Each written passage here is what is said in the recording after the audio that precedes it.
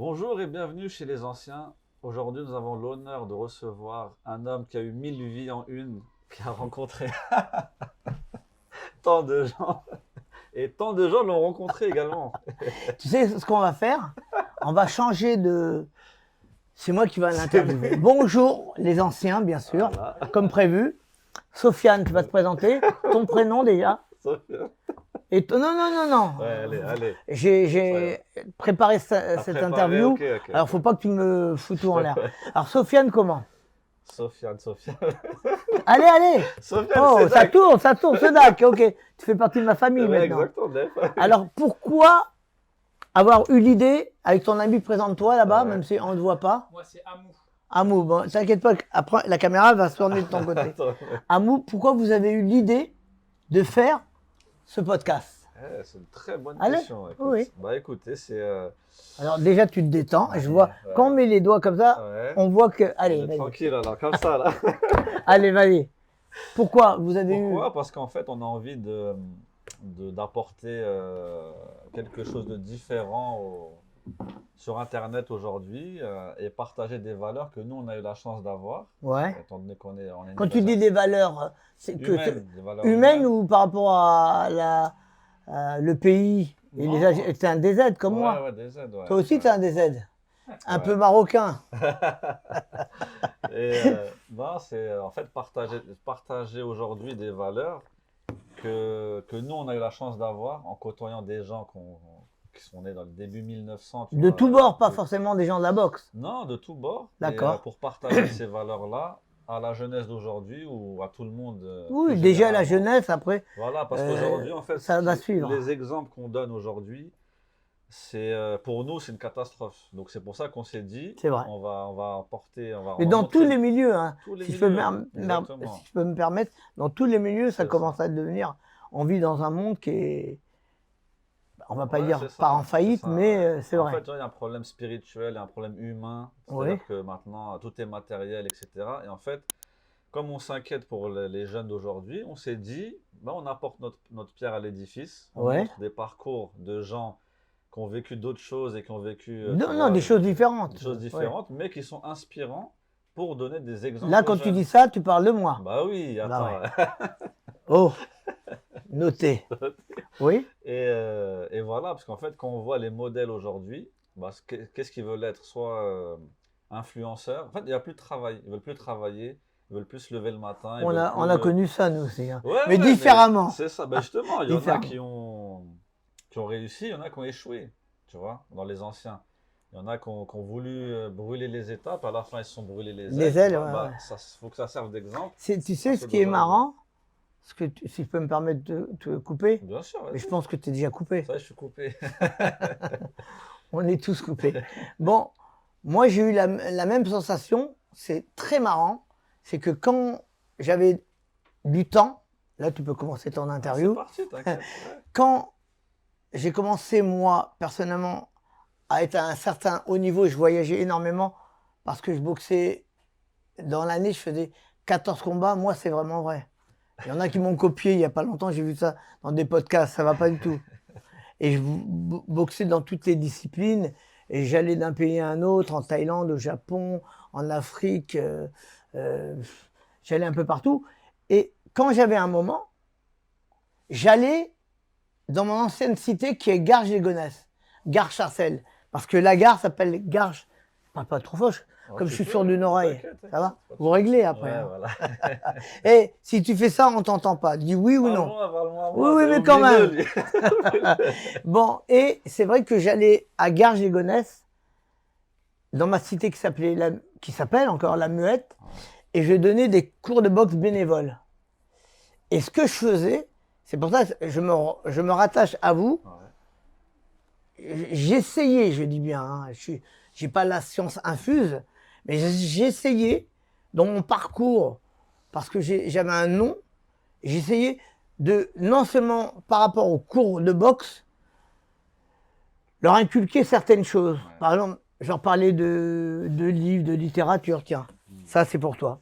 Oh, mortel. Les sauvages. C'est pour vous. Ouais. Vous vivez ensemble, dans le même quartier. Alors vous voulez changer. On se l'échangera. Et c'est vrai que je partageais plus que la boxe. C'est ça. Mais vraiment plus, mais vraiment. Mm. Et un jour, c'est pour ça que, hors champ, je vous avais dit que j'avais produit un album qui s'appelle Sur un air positif, contre le sida, avec tous les artistes de rap et de rail. Tu mettras la liste en bas, On mettra. Funky Family, Diams avant qu'elle soit connue, Soprano, de Psychiatre de Harim avec Alonso, Akhenaton, Shem Mamish, Faudel, Fadela, Ice-T, Steven Seagal. Et j'ai mélangé, j'étais un des premiers à faire ce genre de projet pour la jeunesse, pour essayer de donner à quelqu'un.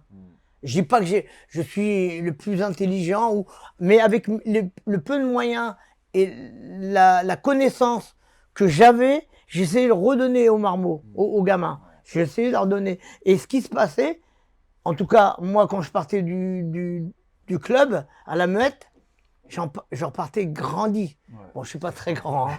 Je fais 1m62. Je fais 1m62, mais du haut de mes 1m62, je donne le vertige à beaucoup de monde. Et c'est vrai qu'un jour, un gamin est venu me voir et je lui ai parlé de littérature, pas forcément les grands Shakespeare, et c'est compliqué quand même. Hein. Faut pas dire, ouais, moi je lis Shakespeare ou Voltaire. Non, c'est compliqué quand même. Hein. Faut quand même, si tu arrives à accrocher jusqu'à la troisième page, c'est une histoire d'étape, comme dans la vie. Exactement. Et ben un gamin un jour est venu me voir après le combat, mais c'était des petits shows. Hein. On peut le dire, il faisait des coups et tout. Bon, normal. Bon, ben il faisait c'était des petits braqueurs, Ouais. mais pas des petits gamins, des gamins. Mais ce qu'il faisait, c'était, j'approuve pas. T'encourages pas, bien Non, sûr. non, non. Faut Et montrer. ce gamin m'a demandé le livre. C'était un livre, si vous le trouvez, ça s'appelle, c'est un artiste qui s'appelle, un écrivain, Sacha Guitry, dont j'adore, j'ai tout de lui, même des livres très rares, comme j'adore collectionner. Sacha Guitry, ça s'appelle Les Maximes. On peut le trouver, c'est des petits bouts, et il raconte ses anecdotes et tout. Et je lui ai donné, et le gamin n'est plus venu. Alors moi, je me suis dit, peut-être qu'il en a marre, parce que ça l'a saoulé. Non, mais il s'est fait gauler, il s'est fait attraper. Ouais. Mais quand même, avant que j'ai plus de nouvelles de lui pendant les 15 jours, il était encore présent parce qu'on me dit, ouais, il est là. Mais moi, j'ai dit, merde. Au départ, comme j'adore les livres, j'ai dit, merde, il m'a volé mon livre. Non, sur le coup, c'est ce que j'ai dit. Ouais. Putain, il m'a volé mon livre, sans foirer. Je peux dire des gros mots. Non, et j'ai dit, pour être sérieux, Flûte. non, mais non, ça marche pas. J'ai dit, bah qu'il garde. Ouais. On s'est revus 2 ans après. 2 ans après. Son nom commence par M. Il est très connu dans la banlieue nord aujourd'hui. Peut-être pas pour la bonne raison, mais c'est quelqu'un de très très connu. Mister M, que j'ai connu môme. Adorable, grand cœur, mais bon, chacun sa vie. Et ce môme, je l'ai revu plus tard, 2 ans après. Il m'a dit, j'ai encore ton livre et il m'a beaucoup apporté. Comme vous, j'ai gagné. C'est tout. Question suivante. On repart. On part à zéro. Allez. Ah, attends, j'ai un cadeau par contre. Ah. Pas pour toi par contre. Non, Je suis désolé. et moi, là. Non, faut pas. Viens. Au moins qu'on te voit une fois à la caméra. Viens. Allez, vas-y. Je suis en train de vous casser votre podcast. Et je suis en train de vous mettre. On est bien, on est bien. Ça va? On est à la fin. Bien. T'as l'air ça, un porte-clés avec un gant. Non. Je suis jaloux, ouais. Je veux rien savoir. Regardez-moi Regarde. ça. Regardez. Toi? Merci Jaïd. Il m'a invité à déjeuner. Alors c'est la moindre des choses. C'était la moindre des choses. Et toi, je suis désolé. Si tu fais un bel interview, Ouais, j'aurais quelque chose. tu baratines, tu dis que c'est moi le meilleur et tout, peut-être. T'as vu, moi, je vais essayer. Je vais tout Ouais, donner. regardez ce que je tout vais faire. donner. On me l'a offert et je vais l'offrir. C'est quand l'Algérie a été en Thaïlande, il y a quelques années de ça, une dizaine d'années, et il y a des rapports entre l'Algérie et la Thaïlande qui sont comme ça. Et c'est l'ambassade de Thaïlande qui me l'a donné à Paris. Il y a plus de 10 ans. Ça, c'est un pim. Un petit peu. Ah, ça, c'est très rare. Tous les DZ le voudraient bien, mais non. Pas des figues là à côté. Non, je le garde. Merci beaucoup. La taille en plus. Bah oui, le drapeau thaïlandais Algérie. avec l'Algérie. Ouais, Toi merci beaucoup. Ouais, franchement, parfait. Je vais le mettre là. Bah écoute, on va recommencer au tout début. Pourquoi on recommence? Non, on avance. commence. Non, mais on avance, allez. Non, ouais. Vous coupez tout ça avant? Non, ça va te garder, c'est bien. Allez, C'est vas-y. propre, c'est Alors, bien. vas-y. Bah écoute, Déjà, franchement, je fais pas beaucoup de podcasts. Là, il y a bientôt un documentaire qui se fait sur la vie de mon frère Dino. Farid est au courant, hein, Madj et Amour, ils sont tous au courant, sur la vie de mon frère Dino et ma vie. Sur nos deux parcours, moi dans la boxe, rock'n'roll, le hip-hop et tout ça. Ouais. Oui. Et bon, on va commencer du début. Hein. Où est-ce que tu es né? Situation familiale? Bah, je suis né, moi, tout simplement, en Algérie, Ouais, à Mosaganem, d'accord. au bord de mer, Ok. à Tijdit. Ouais. Et c'est vraiment un pays magnifique parce que, en tout cas, ce côté-là, les gens sont très ouverts. Ah, Et ouais, moi, au début, quand je suis revenu après, parce que moi, je voulais pas faire l'armée.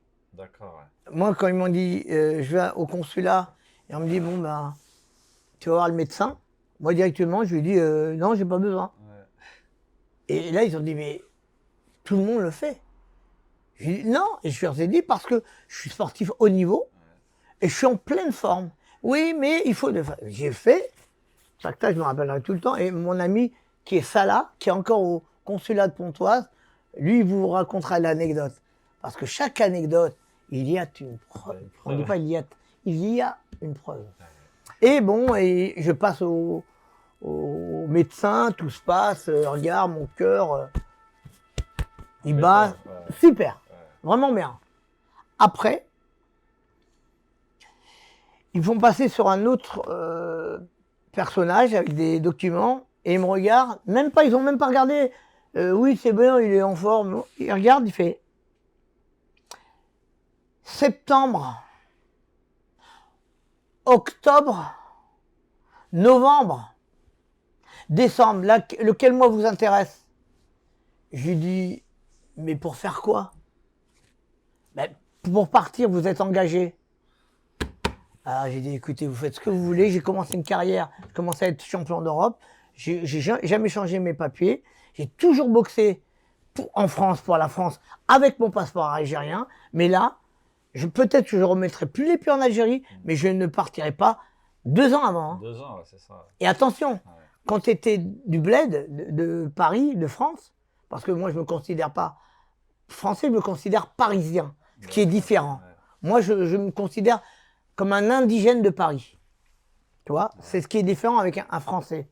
Mais j'aime la culture française. Ouais, bien sûr. Quand j'allais boxer, c'était pas l'hymne national algérien, mais c'était l'hymne national français, parce que je vivais en France. Ouais, bien sûr. Je vivrais en Algérie, j'aurais été au garde à vous de... 3 semaines. Vas-y, allez. 3 semaines. Après, j'ai oublié, je ne connais pas les paroles. D'accord, c'est pas grave. Et j'ai dit, je vais pas. Là, il me dit... Tu désertes. Non, il me dit, Menace. d'un air de dire, tu te prends pour qui, toi? On a une centaine qui attendent, toi, tu as décidé que tu viens pas. Waouh, tu crois que c'est la fête? Il m'a pas dit ça comme ça, il me rappelle plus. Ça fait un moment. Et là, j'ai 62 ans. Beau gosse. T'as 42, arrête. Je voulais... Bon, et après, tout se passe. C'était génial, vraiment, c'était bien. Parce qu'ils ont compris que je partirais pas. Et ça, là, qui est encore au consul de Pontoise, ils ont parlé entre eux. Et ils ont vu que, déjà, je serais pu retourner en Algérie avec un coup au cœur. Peut-être que je serais parti après au Canada, où j'avais un gros niveau, on me demandait partout. C'était pas un problème, vraiment. Ils ont parlé pendant 1 heure, 2 heures. Et tu sais, quand tu risques de perdre tes racines, Ouais. c'est très, très, très dur. Là, tu dis, waouh. Je priais. Je jure. Je déconnerai plus le soir, je mettrai plus la musique fort, j'inventais des choses, je ferais plus ça. Toi, tu t'inventes, tu sais, quand t'as peur qu'il t'arrive un truc, tu sors des choses, mais inattendues, des trucs. Ouais, je ferai pas chier le chien du facteur, ou toi, tu t'inventes des trucs, tu es prêt à vendre ton âme pour que les mauvaises choses, ouais, c'est ça, en fin de compte, t'as raison. Sortir de cet engrenage. Et là, tu dis, waouh, t'es dans une galère. Ils me font venir dans le bureau. Tous y partent, tac, tac, tac, tac. j'attendais le apte. Moi, j'aurais dit tant pis. Comment qu'on dit en... Inapte. Inapte. Non, pas Euh, bon, c'est pas grave. Ouais, j'ai oublié Bon, le c'est mot. bon. Ouais, Tu passes à l'as. La première chose que je fais, qui j'appelle? ta mère. Allô? Mais vous savez, là, je raconte comme ça, mais avant, l'armée en Algérie, ils rigolaient pas. Rigolez Hein. pas, bien sûr. Et ils t'envoyaient dans le désert. Moi, je parle pas très bien. Comment j'aurais fait? Tu parles avec les chèvres? C'est foutu. C'est vrai. Mais bon, c'est pour ça que je viens d'Algérie, On est Mostaganem. à Mostaganem. Ouais. Et si je peux me permettre, je suis né, je le dis tout le temps parce que c'est important pour moi, je suis né dans... Déjà, ma maman m'a mis au monde juste après la guerre d'Algérie, en septembre 62. Et quand ma maman m'a mis au monde, il n'y avait pas de médecin pour elle. D'accord. Ah, ma mère, c'était un guerrier. Ouais. Mais vraiment, un guerrier, je dis bien, j'ai pas dit guerrière, un vrai guerrier. Et elle m'a tout inculqué. Et là, à ce moment-là,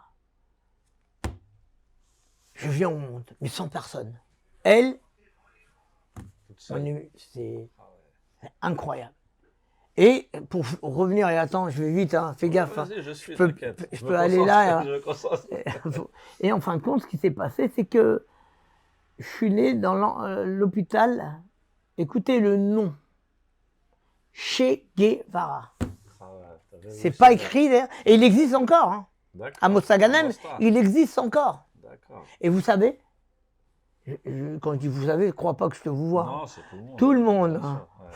sûr, ouais. Non, et vous savez, écoutez bien, franchement, je n'ai jamais été mettre les pieds là-bas. En Algérie? Si, on a Ah, dit, ah tu bah vois. oui. Je voulais pas retour, je sais pas pourquoi. À l'hôpital, je veux dire? Ouais. Ouais. J'ai un problème avec ça. Je suis désolé, j'ai fait plein de choses dans ma vie, mais l'endroit où je suis né, j'ai peur d'y aller. Peut-être de voir des choses, peut-être, hein. Peut-être que je délire, hein. Peut-être. C'est à côté de chez moi, en plus, à Mostaganem. Mais je sais pas. Hmm. J'ai un problème et je ne peux pas y aller. Bah allez, On va venir passons. pas, c'est tout. Ton enfance, donc t'es né en Algérie, comment s'est passé tes premières années, l'école, tes Bah, frères et sœurs? d'abord, ma maman, avant moi, elle avait 5 sœurs. Ouais. 5 sœurs qu'elle a mis au monde avant moi et mon frère. Après, il y a un garçon qui est venu au monde, qui est mort d'une maladie. Il est mort d'une maladie, je crois que c'est une diarrhée verte, à l'âge de 5 mois. C'était son premier garçon. Avant 5 filles, tu te rends compte? Ouais. Comment qu'elle a dû souffrir avec mon père. Mon père, pas plus de retenue, mais c'était un monsieur, hein. Comme nos parents. C'est-à-dire, tous les parents qui ont quitté leur pays pour venir en France ou ailleurs, parce qu'il y a la Belgique, et les Camerounais vont en Belgique, les Marocains ils vont pareil en Belgique, d'autres personnes, les Turcs ils vont en Allemagne. Quitter ses racines, c'est très très dur. Et n'oublie pas, il faut avoir des parents qui sont durs. Nous, on a connu, nos parents, ont connu la guerre, c'était pas évident, quoi. Mais une fois que mon frère, que j'ai pas connu, est mort, j'étais pas dans la tête de ma mère, mais moi je ressens tout ce que ma mère a ressenti. Hein. Juste avant de venir au monde, j'étais déjà excité. Laissez-moi sortir, quoi. Et je voulais sortir avant l'heure, sans médecin. Après, elle a refait un garçon qui a eu aussi cette maladie. Ok. Ouais, et qui est mort à l'âge de 8 ou 10 mois, je ne me rappelle pas. Après toi? Après. Ah ouais. Ah non, avant moi. Avant toi? Ok. Avant moi. Ouais. 5 sœurs, un garçon qui est parti, je ne donne pas le nom parce que Ouais, c'est pas bien important, un deuxième garçon, et je sais que ma mère, elle les aimait. Mais indirectement, moi je viens au monde, après j'ai aussi cette saleté de diarrhée verte. Tu sais, on n'avait pas de médicaments, hein. Ah, bien sûr. On était colonisés. Et, Là, c'était le quand- début de la les- nouvelle Algérie. quoi. c'était la nouvelle Algérie. Ouais, c'est ça. Et c'était pas évident, hein, de vivre tout ça.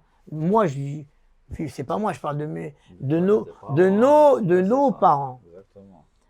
Mais on a eu des parents qui nous ont beaucoup, beaucoup apporté. Et ça, c'est une chance. C'est pour ça que et après, moi, je suis venu au monde et ma mère m'a protégé, elle m'a accroché, tu sais, avec les machins là. Ouais, pour te border. Non, les hamacs. Ouais. Et elle me surveillait. C'est pour ça qu'elle m'a elle m'a donné beaucoup, beaucoup, beaucoup, beaucoup d'amour. Mais bon. T'es resté combien de temps en Algérie au début? Ah non, non, moi je suis venu à l'âge d'1 an ici. D'accord. Ok. Ah ouais, je suis venu à Comment l'âge. c'est passé? Parce que ton père travaillait ici? Ou vous êtes partis tous D'abord, ensemble? j'ai deux petites anecdotes. Allez. Mon papa, quand il est parti en France, comme on appelait tous les Algériens, parce qu'on était encore français dans leur tête. Ouais. Quand tu as été 130 ans français, tu l'es toujours français pour eux. Mm. De seconde zone, Ouais, attention, bien sûr. de Français, seconde, musulman. français musulman. FM, ouais. N'oubliez pas qu'il y a eu la loi, la fameuse loi. Ah merde, comment ça s'appelle cette loi?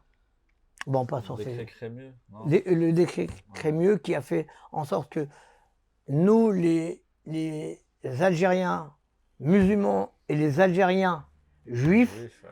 ont fait avec cette loi Crémieux que les Algériens, on était Ouais, les bien mêmes, sûr. chacun sa religion. Ouais, c'est ça. Mais ça leur donnait la chance d'être vraiment un Français. Mm. C'est pour ça qu'on dit, ouais, ça s'est mal passé. Ben oui, ils l'ont décidé. C'est eux qui ont décidé d'être Français et partir. Et partir en France. Ouais. Après, il y en a qui étaient obligés de partir. Mais je sais que moi, j'ai encore autour de moi des gens qui disent qu'il y a encore des Français, depuis l'époque, qui vivent encore en Algérie. Tu le savais? Ouais, j'ai entendu. Oui, Certains. qui vivent. Ouais. Pas des milliers, Ouais, mais il y en a bien sûr. encore. Mm. Qui ont soutenu Ils l'indépendance, sont restés, qui ouais. sont toujours restés et qui sont algériens. Il y a un film qui est sorti il n'y a pas longtemps sur Francis Fanon, Mm. d'accord? J'ai vu un documentaire, un petit Extrait. interview du fils Ouais, du fils de Francis Fanon et il dit que, je connais le mec qui a réalisé, c'est Jean-Claude Barny. C'est un pote à moi, j'ai pas vu depuis longtemps.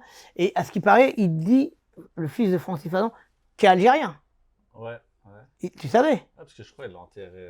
Non, non, non, je parle pas Pas du père, je parle du fils. Mm. Le fils a pris la nationalité Algérien. algérienne. Et il a dit, quand le scénario est venu, on est venu lui ramener le scénario, il raconte, tu peux trouver sur Internet, il regarde une première page, deuxième page, troisième, et je crois qu'il dit au bout de la 10e page, il dit, mais à quel moment vous parlez de l'Algérie? D'accord. Et il a refermé et il est parti. C'est ce qu'il dit, hein. On peut le retrouver. Hein.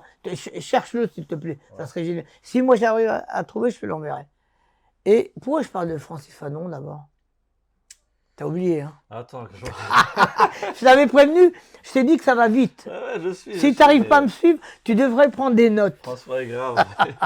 Bon, passons. En tout cas, je suis né en Algérie et après, je suis venu au bout d'1 On an parlait des en Français, France. Ouais. des Français qui étaient restés en Algérie. En Algérie, ouais. Après, je suis venu venu en avec ma France. maman, Ouais. mais avant qu'on vienne en France, mon papa qui part pour déblayer le chemin, quand il part, il donne une petite pièce à ma mère. Ouais. C'est tout. Ah ouais, d'accord. Écoutez, une pièce à ma mère pour manger. Ah ouais. Et mon père, il est parti pendant des mois. Tu te rends compte? Et chez nous, encore l'autre maison, on a 2 maisons. Une fois, quand j'étais petit, il n'y a pas de... Pas de poids. À part dans les chambres. Mais dans Oui, le dans terrain, la cour, dans la cour. dans la cour, Ouais, c'est ça. toi aussi, Ouais, ouais. on n'a pas de... De toi. de t'as toi. l'air libre, quoi. Et ma mère, tellement... Qu'est-ce qu'il fait, lui? T'inquiète. Regarde-le là. On est en pleine discussion et... Le Oh. gars, pas, t'inquiète. Et il faut comprendre qu'il n'y avait pas de toit. Et ma mère, pour pas demander, par fierté, toi, la fierté des Algériens, pour pas demander aux voisins à manger, ou si ça par le... Comme on dit, le nif. Ouais. Ma mère a pris de l'eau, ça restera à vie, tout le temps. C'est ça qui me fait grandir. Oh, c'est le micro, non? T'inquiète, elle est de l'autre côté. et elle prenait une gamelle d'eau et elle tournait comme c'est qu'elle faisait à manger. Pour te faire, ouais. Mais quand j'entends des anecdotes comme ça, Ouais, qu'est-ce que tu veux? Tu peux pas tomber. c'est vrai. C'est pas possible. On peut te menacer. Oui, je vais appeler la police. Oui, oui, je vais te dire que fais ce que tu veux. On a vécu déjà l'invivable. C'est vrai. C'est vrai. Et donc, ton père, quand il arrive en France, il arrive où? On arrive d'abord en Touraine. Toi, On n'arrive pas, ouais, Paris. on arrive en Touraine, ouais, ouais. On arrive en Touraine, dans un bled qui s'appelle Ballan-Miré, Et je suis jamais retourné. Oh, qu'est-ce que je voudrais retourner? Ça, par contre, je vais retourner. Ballon-Miret, à côté de Joie-les-Tours. Ok. Moi, je suis on arrive, la capitale, c'est Tours. Après, tu as Joie-les-Tours. Et tu as un petit village, Ballon-Miret, en Touraine. Et on a fait nos armes là-bas. C'était génial. On allait voler les cerises. Et quand les gendarmes t'attrapaient, ils ne faisaient pas cadeau, c'était un Algérien. Hein. Ouais, et là, ils ne faisaient pas de cadeau. Moi, je me rappelle une fois qu'on avait volé. Après, tu te rappelles de ce que j'étais en train de dire avant? Oui, t'inquiète. Ok. Ouais. Et c'est une parenthèse. Ouais. On était en train de voler des cerises. On s'est fait gauler par les gendarmes. On était 4. Et ils nous emmènent au poste. Tu sais ce qu'ils nous ont fait? Ils ont mis une règle. On était des gamins. Ouais. On devait avoir 9-10 ans. C'est des mioches. Ils nous mettent des règles en plomb. Et ça restera tout le temps dans ma tête. À genoux sur sur la règle. Ouais. Avec les mains comme ça.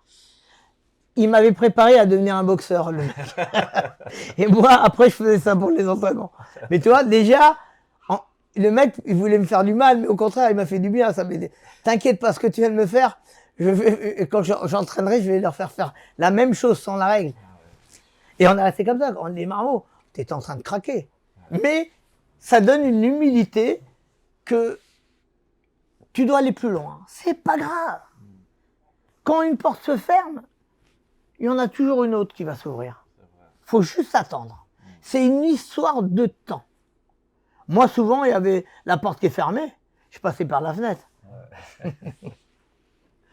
Et donc, ton enfance, t'es resté combien de temps à jouer à côté de la chance qu'on a eue, quand je dis la chance, parce qu'autrement, je serais resté en province, et peut-être que j'aurais pas connu le rock'n'roll, les championnats, toute ma carrière, quoi.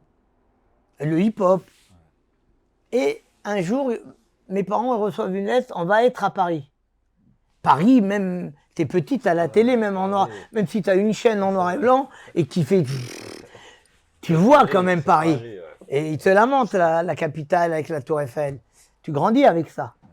Mes parents reçoivent une lettre et on leur dit, on vous a trouvé un appartement à Paris. Wow. Et quand ils vont nous l'annoncer, on dirait qu'on venait gagner le million. Waouh. Moi et mon frère, on était comme des jumeaux, même si j'ai 2 ans de plus. Waouh. Tout ce qu'on a fait à la campagne, on va le faire sur Paris. Waouh, on était comme des fous. Pour nous, c'était... je te jure, on avait gagné l'euro million. Bien sûr, Paris. Pourquoi je dis l'euro million? Non, le million, il n'y avait pas d'euros. On était comme des fous. Waouh. Et après, les mois arrivent, on attend. Quand tu sais que tu es sur une liste et que ça sera ton tour, tous les jours, alors, ma mère, elle dit, oh. Quand ça viendra. Maman me dit, buzz. Allez. Et après, on a eu cette chance d'arriver à Paris, qui n'était pas Paris, qui était Garges-Gonesse, qui était 95, qui était 30 km ou plus de Paris. Ouais. Mais c'était génial, une nouvelle aventure pour nous, des nouveaux terrains de jeu pour notre conscience, parce qu'on avait tellement de conneries à faire. Du conneries, mais pas méchantes. Oui, hein. Mais c'était... génial, là on voit pour la première fois de ma vie, de notre vie, des grands magasins. Mammouth, qui a remplacé Carrefour aujourd'hui. Oh, pardon, je boycotte Carrefour, je boycotte McDonald's, je boycotte tous ces marques. Tu peux le laisser parce que je boycotte. Okay. Et on va pas faire de politique aujourd'hui. Et c'est vrai que quand on découvre... C'est énorme. Grand magasin. Et là, nous on a connu les petites épiceries, les petits. Même, attends, mieux. Nous on a connu un camion qui veut. Je sais pas si vous avez connu ça. Les camions qui venaient. En Kabylie, j'ai connu. Et un jour précis. Ouais, la limonade, les bananes, il mélangeait tout le mec.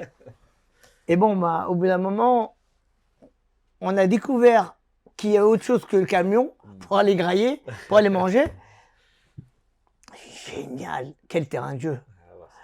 Des paquets de gâteaux. Nous, on était tout petits, alors c'était encore plus grand, parce que je suis retourné à Cora avec ma copine. Bah, maintenant, t'es grand par rapport à ça. Mais là, c'est pas la même vision, quoi. Et là, tu voyais des gâteaux, des oranginas, oh, t'étais là, waouh, t'étais dans la caserne d'Ali Baba. Mais c'est bien d'avoir grandi avec rien. Ouais, que ça, tu Parce connais. que, Tu connais la non, valeur. oui, oui, c'est ça. C'est-à-dire chaque chose qu'on avait gagnée, c'est un bonheur. C'est ça. Parce que nous, ce qu'on faisait, on était quand même courageux, même si on faisait le 400 coups, nos 400 coups, on montrait qu'on pouvait travailler, parce qu'on pouvait travailler. Et on faisait la cueillette des pommes de terre, on faisait la cueillette des haricots. Alors les haricots, on mettait des pierres pour que ça soit plus lourd. Ouais. Tu connais ce truc-là? Non. C'est-à-dire que ils t'emmenaient dans des champs, loin, ils venaient te chercher plusieurs gamins de la cité. Qui veut travailler? Vous pouvez vous faire 1 franc, 2 francs. C'était énorme. 10 francs, t'étais millionnaire. Ouais, Mais vraiment. Hein. pour un petit, 5 francs, c'était Mais d'abord, parce que faut comprendre que la vie a augmenté avec l'euro. C'est vrai. Parce qu'avec le franc, on pouvait s'y retrouver. Maintenant, tu te rends compte qu'on achetait une baguette de pain à l'époque, une baguette, c'était équivalent à 10 centimes d'euros ou 20 centimes. Aujourd'hui, c'est 1,50. Et des fois, une demi-baguette, et attention, tout le monde est au courant, quand vous allez à la boulangerie, vous demandez une demi-tradition, elle est comme ça, hein. C'est pas genre la moitié, Avant, c'était plus grand. Ouais. c'était c'est abusé. Non, on y a perdu au change, mais bon, on a découvert d'autres choses, des gens différents. On avait déjà la campagne, nous, avec Tours. Et là, c'est les grands magasins et tout ça, c'était magique. Ok. Ta scolarité s'est passée comment? Moi, j'étais C'était pas. à Garges les Gonesse. Attends que je me rappelle, c'est tout. Ma scolarité, c'était. Oui, c'était à Garges. À Garges, Ouais. À Pablo Picasso. Au départ. Après, j'ai fait plein d'autres écoles. Après, on a voulu me faire. Comment ça s'appelle les trucs où avec la lime. Ouais. Tu fais la fraise. Il y a la. Tourneur-fraiseur. Tourneur-fraiseur. C'était horrible. Non, mais horrible, pas parce que c'est dire horrible.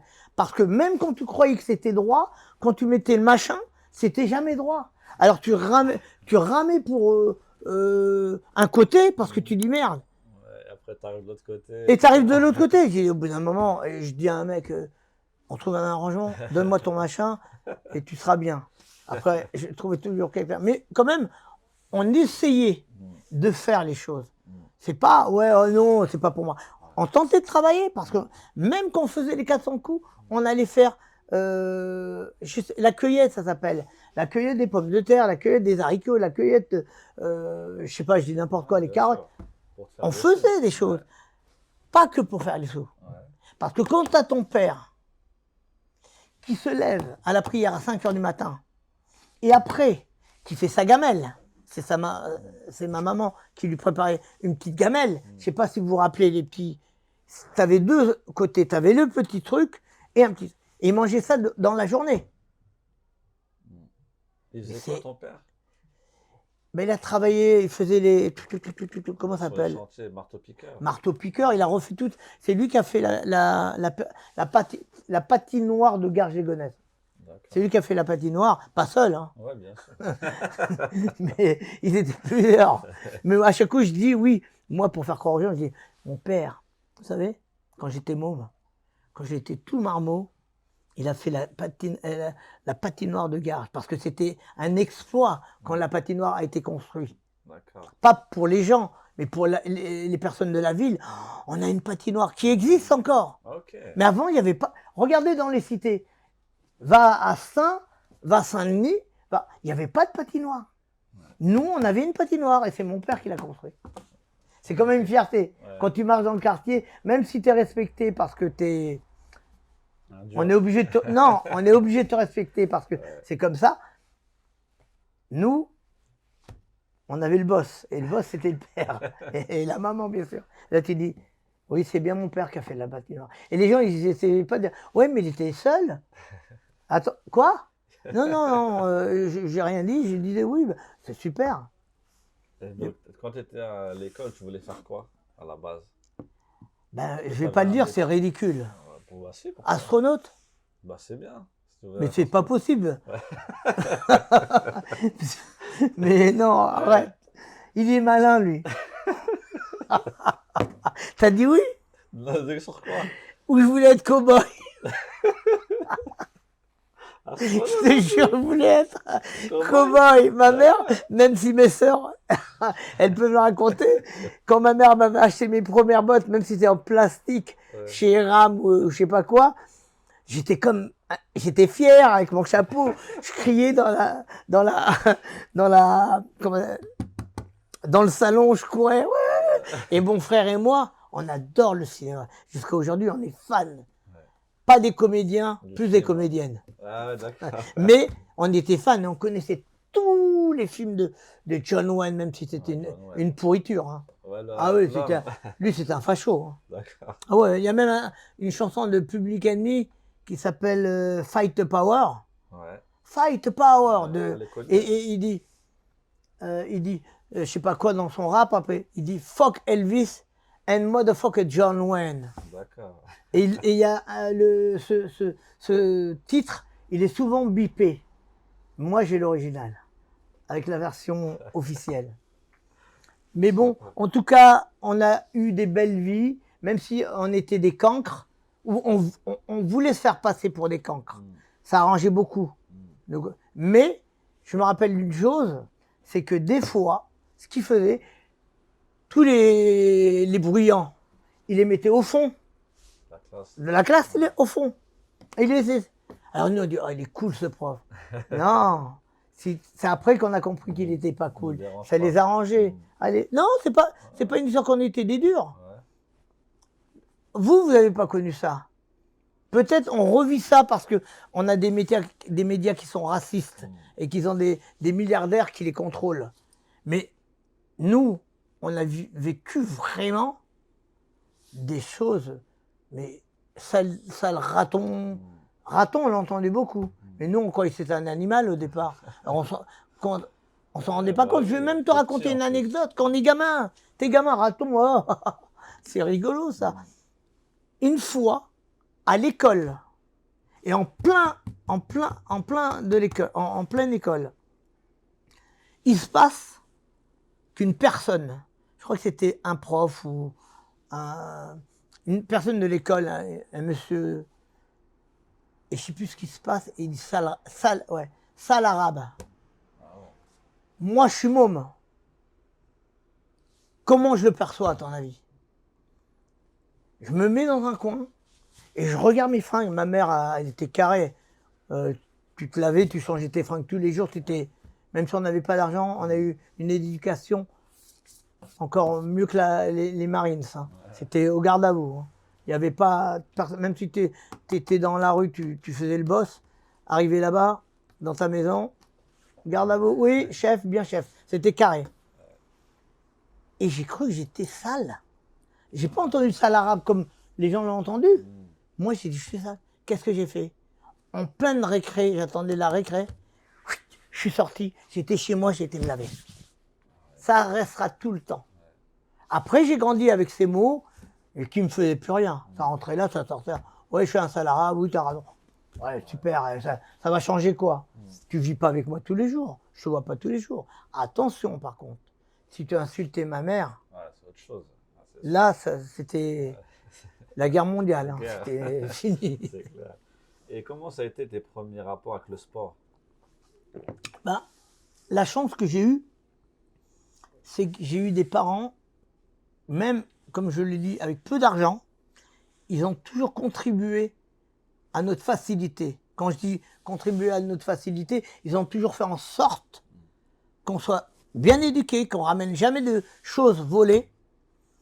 Et mes parents, avec peu d'argent, moi je faisais du foot. J'ai encore des photos où je suis en tout marmot. J'étais à l'équipe de gare, amateur bien sûr. Il y avait quoi? L'équipe de foot. Ah ouais, et le judo, excuse-moi. Et ma mère m'a acheté le kimono. Et à l'époque, ça coûte. ma mère s'est coupée en deux pour moi avec mon père. Pour moi et pour nos frères. C'est pour ça, aujourd'hui je pense, je veux pas m'avancer parce que je connais pas les familles, mais nous on avait une vraie éducation. Jamais tu rentrais avec quelque chose de volé. Jamais j'ai fumé. Déjà je fume pas. Mais jamais j'ai fumé dehors, même dans le quartier. Tu vois, t'allais dans le quartier, dès que tu rentrais, tu devais être clean. Si mon frère, je dis n'importe quoi, il fumait, il allait manger des bonbons, même sans picoler, rentrer à la maison, c'est comme si tu rentrais dans un nouveau pays. Tu vois, entre la cité, le dehors, et la maison, c'est... Tu changes le même mec qui est le boss dans la rue, là, il devient un petit canard. Et c'est heureusement, parce que ça donnait un code d'honneur, des règles à suivre et le respect de chacun. Nous, il n'y avait pas sale juif, ça n'existait pas. Il n'y avait pas sale raton, sale arabe, sale bamboula, ça marchait pas. Nous, c'était je vais dire un gros mot, mais bon, c'est pas, c'était plus, va te faire fou, va te faire, tu vois, va te faire, tu vois, souvent c'est, non, tu vois, c'était des mots, mais il n'y avait pas sur la race elle-même, non, parce que on pouvait le vendredi aller manger chez le Martiniquais et le mercredi chez le Portugais ou chez le Feuge ou chez le chrétien, il n'y avait rien. Et jamais on nous bassinait avec la religion. Moi, jamais ma mère m'a dit « Ah, faut que tu manges halal comme moi. » Et pourtant, j'ai grandi avec le Coran. J'entendais tous les jours le Coran. J'entendais ma mère prier, mon père prier. Jusqu'à la fin de sa vie, elle a toujours prié. Tu vois, toujours prié. Et moi, j'étais un cancre. Moi, je mangeais pas halal. Elle me dit, par contre, tu t'achètes une gamelle. Ah, d'accord. Ou je te l'achète. Toi, c'est ma mère qui l'a acheté. On n'avait pas trop. Mais, on achetait le sec et après, quand je commençais à gagner un peu d'argent avec la boxe, on va revenir. Comment t'as commencé Je peux pas passer de là à là. Ah, D'accord, quand même. ok, Judo. ok, je vous suis. Ouais, Et dis-moi. après, à ce moment-là, il n'y avait pas encore la boxe thaï de toute façon en France. Non, C'était judo. non, c'était judo, il y en a, même le karaté. Moi, en tout cas, dans ma cité, il n'y avait pas. Nous, le foot, tout le monde faisait du foot. Le foot, c'était normal. Le foot et le judo, c'était... Mais karaté, nous, on ne voyait pas. Peut-être qu'il y avait, mais moi, j'aimais bien accrocher les mecs, les balancer. Pourtant, j'étais pas grand. Hein. Mais bon, c'était assez agréable. Et comment ça arrivait, la boxe thaï, dans ta vie? Ben, t'as interviewé Bruno?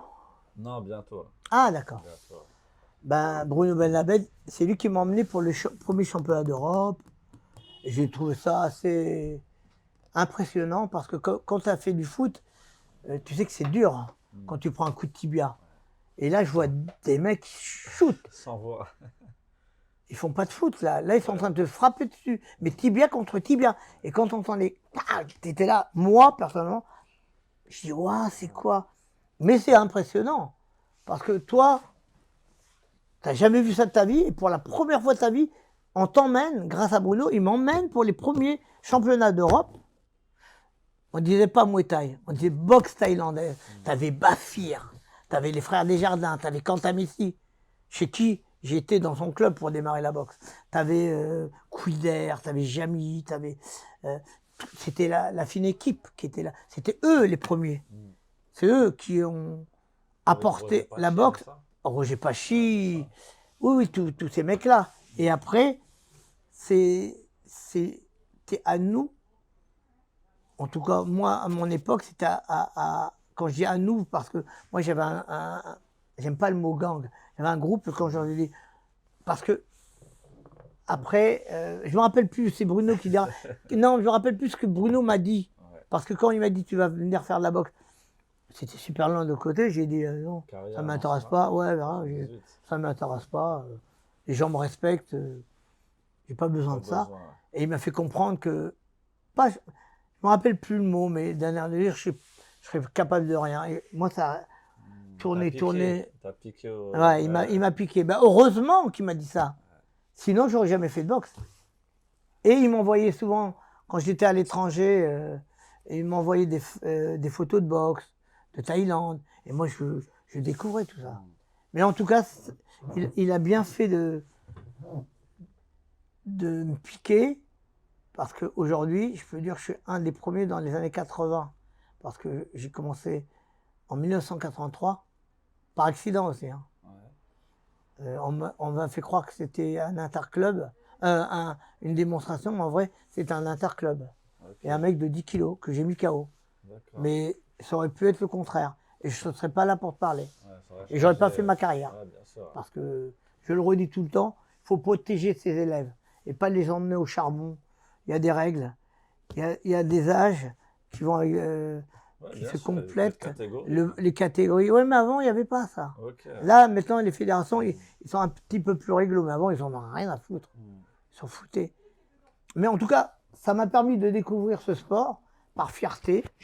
Et j'allais de Garges, moi j'habitais à Garges, de Garges il n'y avait pas de métro, un train pourri là, Ouais. en fer, la grille, moche, dégueulasse, pas beau du tout, vraiment. Et il nous emmenait, et il fallait pas le rater, hein, Ouais, parce qu'après tu tous les- t'attendais. ouais, bah oui. Et tu arrives à la gare du Nord, après la gare du Nord, il fallait prendre le métro, nous on n'avait pas trop de thunes au départ. Il fallait prendre le métro, il fallait pas te faire gauler, parce que Bah oui. une amende, et c'est ça. Et après on reprenait une autre banlieue, heureusement qu'il y avait dans cette banlieue un métro, c'était plus pratique. Et là j'arrivais, je dis on, comme si qu'on est plusieurs. J'arrivais, oui quand je dis on, parce que j'avais la capacité d'être plusieurs dans ma tête pour faire ce que je faisais. Tout ce que je faisais, je l'ai jamais fait seul. Toi, Ouais. ma mère m'a toujours dit, on n'applaudit pas d'une main. C'est vrai. Il faut deux mains, tu as toujours besoin de quelqu'un. C'est obligé. Et moi, j'ai eu la chance de découvrir un mec qui s'appelle Jacques, et c'est lui qui m'a apporté dans la boxe, mon début de la boxe. Mais au départ, on n'a pas été cool avec moi. On m'a fait croire que c'était une démonstration, c'était avéré un combat professionnel, pas professionnel, mais un combat déjà au niveau 3 rounds de 2. Moi, je courais pas ni rien. C'est pas évident. Mais bon, je l'ai fait, j'ai gagné par KO. Et après, j'ai refait après un deuxième combat, toujours pour le même club. Moi, j'habitais dans 95, C'est carrière. 93, D'accord. tu vois, Ok, ouais. 5 fois par semaine. Ah ouais. Mais si un jour tu invites Philippe Cantamessi, il te le dira. J'étais dans son club. Et bon, en tout cas, je l'ai fait. Ça m'a beaucoup apporté parce que ça m'a permis de connaître d'autres cultures comme la Thaïlande avec le bouddhisme. J'ai rencontré des gens de tous bords, que ce soit des gens pas recommandables à certaines personnes. Moi, ça m'a jamais impressionné. Je dis pas que j'avais pas peur, mais j'avais dit des trucs que je peux pas dire, ça rappelle. Mais je sais qui j'ai rencontré et j'ai toujours donné l'ouverture pour la connaissance et avec ma curiosité, essayer de trouver toujours des nouvelles choses. J'adore les documentaires, je regarde beaucoup de documentaires. Quand j'ai le temps, je ne vais pas faire le mec qui lit, j'aime bien lire, j'ai toujours lu. Quand j'ai le temps, je lis. Il ne faut pas que je suis perturbé parce que je suis dyslexique. D'accord. Et moi, les trucs, même si je vais vite, Ouais. faut que, par exemple, quand je lis, il faut que je sois dans le livre. Et je peux être pendant presque la moitié du livre. Autrement, je lis, tac, tac, je vais relire un autre livre. Et là, c'est mauvais. Ouais. Comme là, tac, tac, tac. Ouais, T'arrives à me suivre? Je suis. Tu me On suis. repart au début Ouais. de la boxe thaï. Oui. Alors, tu me disais, oui, Comment pour ça la s'est boxe. passé quand tu as découvert les entraînements? Tu vois, Ben, qu'est-ce que ça Le premier fait? combat, il n'y avait pas d'entraînement parce qu'on ne m'avait pas prévenu et je venais m'entraîner, mais c'était pas pour préparer un Pas combat. sérieux, ouais. Non, mais c'est pas une histoire de sérieux. Je venais, je m'entraînais sans penser que j'allais faire une carrière. D'accord. Moi, je suis pas comme certaines personnes qui disent ouais, j'étais dans le Bronx, Ouais, c'était très dur. On faisait des petits coups par-ci par-là, allez. Et après, je suis devenu champion avec la haine, la transpiration. Mais non, moi, c'est un accident la boxe. Jamais j'ai dit dans ma tête, je vais être champion du monde, mais même champion de France. Là, aujourd'hui, je peux dire que je suis un des boxeurs le plus titré. J'étais, je sais pas combien de fois, et je parle que en boxe thaï, hein. J'étais, je sais pas combien de fois champion de France, je sais pas, une dizaine de fois champion d'Europe. J'ai remis une fois 4 à 5 fois mon titre dans la même année. Ah ouais. Ah ouais, mais regarde mes Palmarès. tapes, j'ai un palmarès qui est au-dessus de la norme. Ouais. Même à un moment, on voulait me mettre en prison et on me disait que c'est pas bon. Tu vas trop loin avec tous tes titres. Mais j'ai fait ce que j'avais à faire et tout ce que je fais, dans tout, hein, j'essaie de le faire bien. Quand j'ai produit cet album contre le sida, je l'ai fait avec le cœur pour une association qui s'appelle Aide. Quand je me suis dit, je vais faire la boxe, je l'ai fait à fond. Je suis devenu champion de France, champion d'Europe, champion du monde. Tu vois, je l'ai fait. Après, j'ai touché au kickboxing. Je suis devenu champion de France. Après, champion d'Europe. Après, champion du monde. Pareil avec le full contact. Je suis devenu champion du monde en free fight. Avant le MMA, je suis devenu champion du monde. J'ai touché à tout parce que je me suis dit, pourquoi on est champion dans une catégorie ou une discipline. Une discipline, merci. J'ai dit non, c'est pas possible. Je dis pas que j'allais gagner, hein, mais je dis, je tente. Ouais. Parce que si je tente pas, j'ai perdu. Parce que je le fais pas. Mais si je le tente, peut-être que je vais gagner. Alors, allez, je tente et j'ai gagné. J'ai jamais pris de KO. Hein. Ah ouais, j'ai jamais pris de KO. Hein. Moi, les champions qui ont pris 4-5 KO dans leur carrière, moi, je dis pas que c'est pas des champions, mais c'est différent qu'une personne comme Carner. Il n'a jamais pris de KO, pareil. On en parlait, Guillaume, qui est mon pote. Ouais, il n'a jamais pris de KO de sa carrière. Après, ça arrive à un accident. Ouais, mais un accident. Pas 5 ou 6. Pas 2. Mais quand tu entends que l'autre, lui, il a fait ski en Thaïlande, c'est un grand. Combien de KO? D'accord. Ben, moi, non. J'ai jamais mis le pied par terre. Et surtout, les Thaïlandais que j'ai rencontrés, c'était les plus durs. Okay. Parce que notre catégorie, c'était les plus. Mais c'est connu, ça. Tu demandes à H, tu demandes à un Thaïlandais qui s'appelle Robert, à qui je suis encore en contact. Lui-même, il l'a dit. Il a dit, j'ai dit, ta catégorie, c'est la plus dure. J'ai boxé des mecs comme Ipi Sigmani, K400 Combat, Rambo, que des top 10, des vrais top 10 et des vraies catégories. Ma catégorie, même les Thaïlandais, c'était la plus dure. Mais moi, je dis c'était chaud. Mais heureusement, ça me faisait plein de combats. Je faisais 14 combats par an. Un par mois. 14. Un peu plus d'un mois. Un peu plus de. Toutes les 3 semaines, j'étais hors de chez moi. Dans le monde. Je boxais en Thaïlande. À la période des années 80, Raja. À la période des années 90, Lumpini. Je boxais au Japon. En kick au Japon. En boxe thaïlandaise au Japon. Je boxais en Afrique. J'ai boxé en Afrique, c'est la Réunion, en savate. J'ai fait toute l'Europe, les États-Unis. J'étais dans des bleds. Dans des bleds. Moi, j'étais partout aux États-Unis. Dis-moi un État, je vais te dire si j'étais. Wisconsin. T'as droit. Bah, bravo, j'étais à Milwaukee. Ok. Tu vois, vas-y, donne-moi encore un État. Michigan. Michigan, non, j'ai pas fait. Mais j'avoue, ouais. Non, il y a des bleds, il n'y a rien à faire. J'étais en Alabama, j'étais dans le Tennessee, dans le Mississippi, j'étais en Louisiane, j'étais au Texas, j'étais bien sûr New York, San Francisco, j'étais à côté de Miami, bien sûr, plusieurs fois. J'étais dans le New Jersey, j'ai vécu pendant 3 mois. J'étais à Atlanta en Géorgie, j'étais au Nevada, j'étais en tant que boxeur. Où? Aux États-Unis? Ouais, où?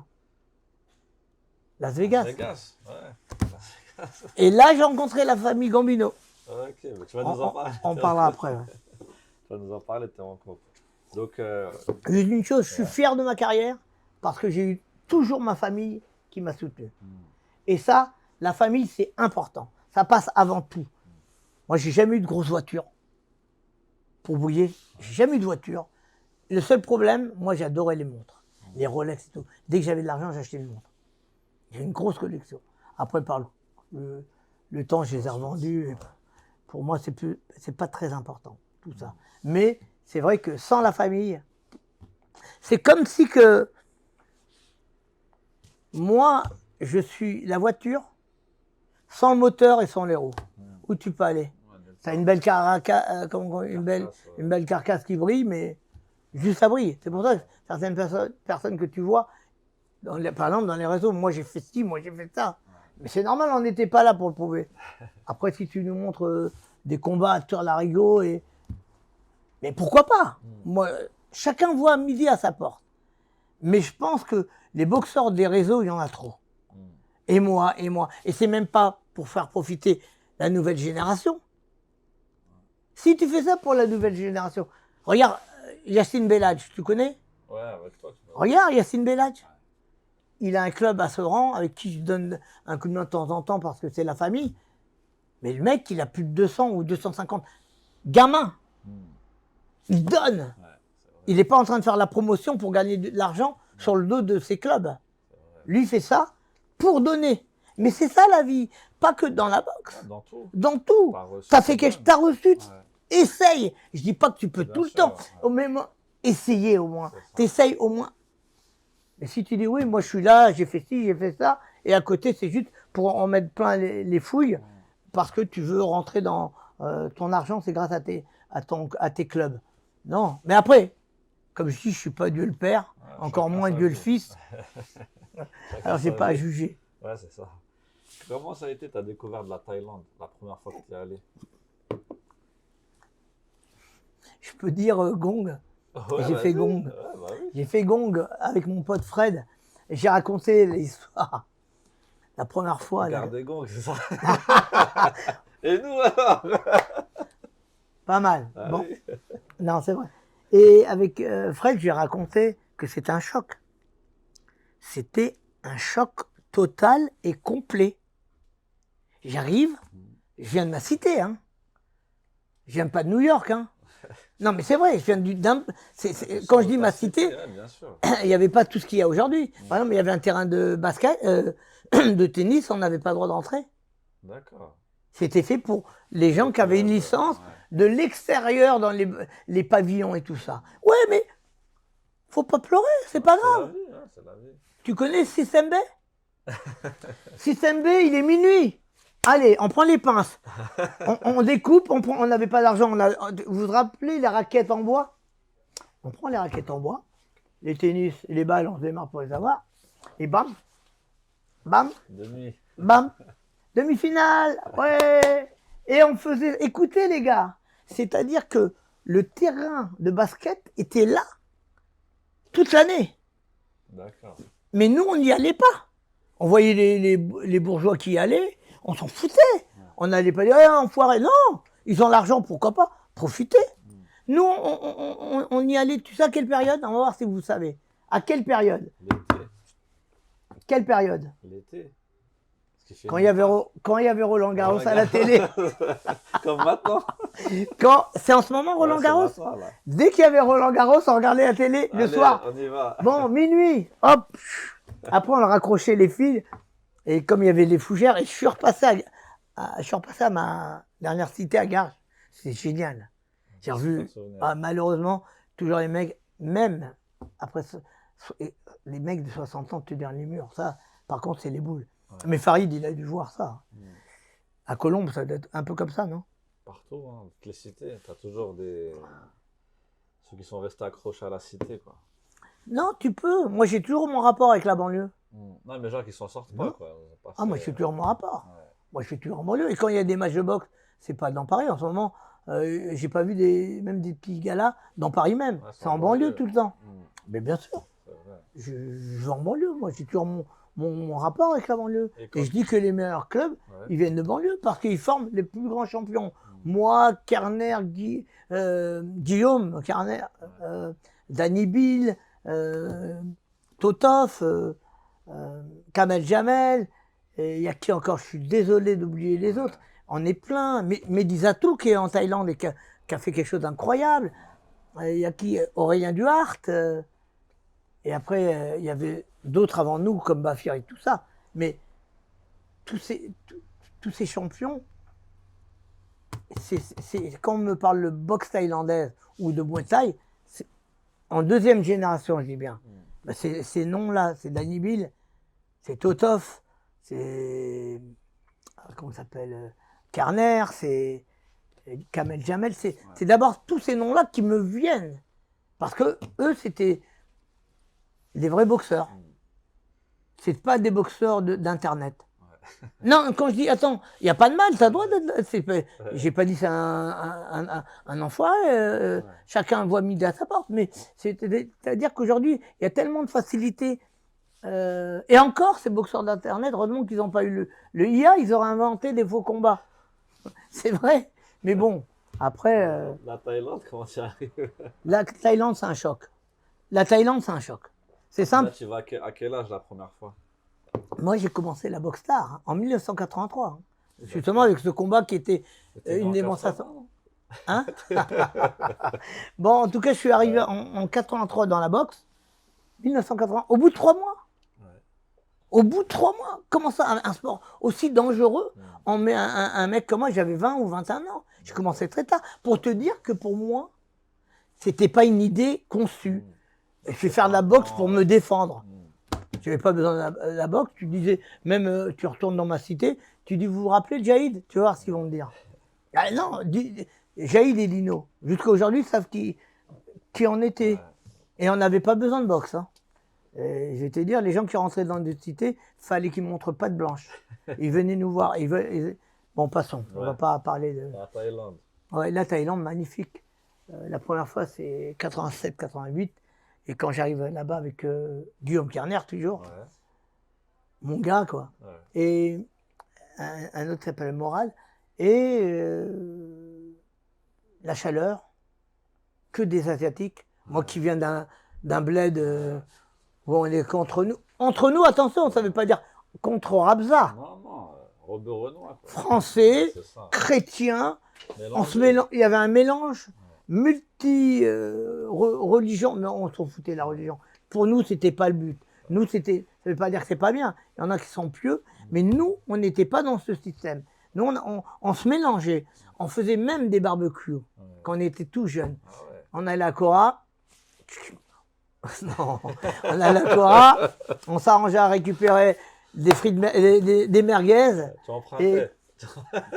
On avait une note. Ouais. C'est-à-dire que, pour être franc, on avait une note. Ah, monsieur Jaïd, oui. Alors, vous voulez quoi pour aujourd'hui? Ben, on va faire un barbecue. Alors, on voudrait une vingtaine de merguez. Bien sûr, des petites brochettes d'agneau. Moi, je déteste ça. Ouais. Toi, tu dois aimer ça. Moi, je mange. C'est trop gras, moi, j'aime Ouais. pas. Et là, on prenait ça, on allait. Parce que à Garges-la-Muette, tu avais un fort qui s'appelait, ou qui s'appelle encore, le fort de Saint. D'accord. Mais nous, on n'est pas Saint.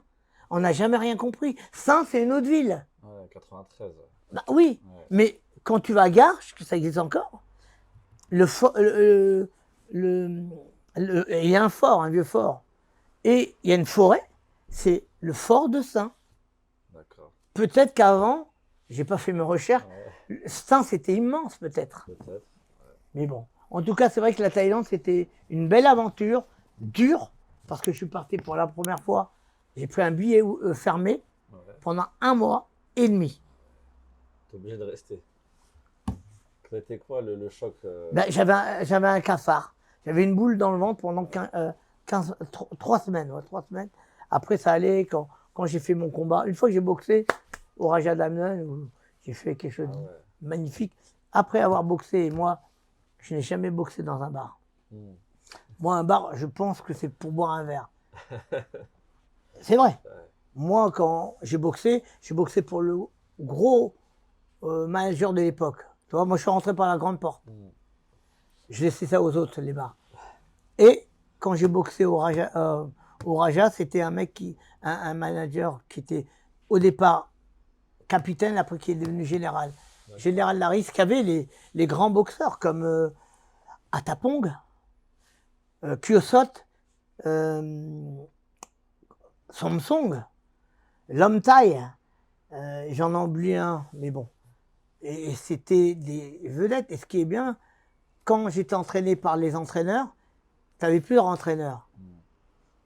Déjà, ils ne voyaient pas d'Européens. Mais moi, j'étais entraîné pour le combat du Raja, j'étais entraîné par l'entraîneur de Samsung, d'Atapong et Vampadet, j'avais oublié. Et Vampadet, des grands champions. C'est-à-dire qu'ils te prenaient au sérieux. Ouais. Mais les Thaïs, au départ, ils ne te faisaient pas de cadeaux. T'arrivais, je parle des boxeurs, hein. Ils n'avaient jamais vu d'Européens dans leur camp. Vous n'avez pas l'habitude. Hein. Aujourd'hui, c'est la fête. Ouais, ouais. Aujourd'hui, C'est normal aujourd'hui. Mais quand tu arrives pour la première fois en Thaïlande, tu débarques. Déjà, tu ne parles pas la langue. Je parle ni anglais, ni rien du tout. Là, c'est foutu. Ouais. Faut que tu fasses 1 mois et demi. Hein. Tu as intérêt de faire en sorte de faire comprendre. Mais bon, j'étais quand même assez futé, alors je m'arrangeais, quoi.